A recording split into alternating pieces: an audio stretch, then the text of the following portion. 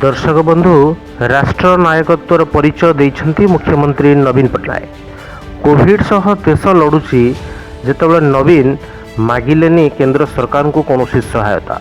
दर्शक बंधु ओडिशा माटीर सन्थ कवि भीम भोई समाज कल्याण वार्ता मो जीवन पछे नरके पड़ी थाऊ जगत उद्धार हेउ जातिसंघर फलक स्थान पाई। सेहीपरि उत्कलमणि गोपबंधु दास कवितार पदटीए मिशु मोर देह ए दस माटीरे देशवासी चली जातु पीठी देश बेस सुपरिचित थिला। आज से ओडिशा बरपुत्र द्वयंकर समाज कल्याण भावना को मुख्यमंत्री नवीन पट्टनायक दुहराई।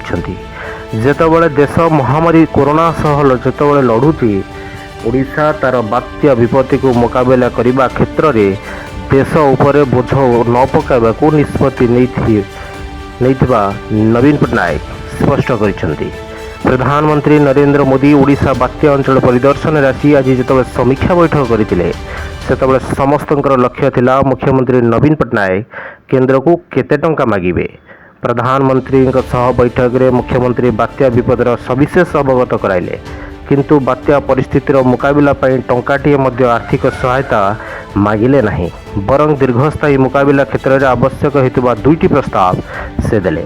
राज्य सरकार पक्षरु केंद्र सरकार को कौन आर्थिक सहायता मगा नजिबा समस्त को आश्चर्य करिथिला। तेबे परवर्ती समय मुख्यमंत्री निजे ट्वीट करी एने से स्पष्ट करथिले। ट्विटर रे से उल्लेख करथिले जे देश वर्तमान कोविड-19 महामारी सह लड़ाई करुछि, सेथिलागी केंद्र सरकार को उपरे बोझ न देई तुरंत आर्थिक सहायता पई आमे दाबी करिनाहु। आमे आमर निजस्व संबलरू ए संकट को मुकाबला करने को चाहूँ। मुख्यमंत्री ट्वीट पर कहीं ओडिशा प्रधानमंत्री स्थान में आर्थिक सहायता मागिला नहीं ताहा स्पष्ट हो जाइए। सारा देशरू एथिपाई प्रशंसार सुह छुटी। कोविड महामारी द्वितीय लहर मुख्यमंत्री नवीन पट्टनायक कहारी अनुरोध किंबा निवेदन को अपेक्षा न करी देश विभिन्न राज्य को ओडिशा अम्लजान जोगाइथिला। लगातार भावे दिल्ली, उत्तर प्रदेश, मध्य प्रदेश, पंजाब, गुजरात आदि विभिन्न राज्य को ओडिशा अम्लजान जोगाई दि जाइथिला।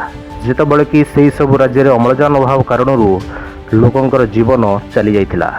राष्ट्र नायकत्वर परिचय दे नवीन जीवन संजीवनी भाव प्रधानमंत्री समीक्षा पर ओडिशा को 500 कोटी आर्थिक सहायतार पैकेज मिलिथिला।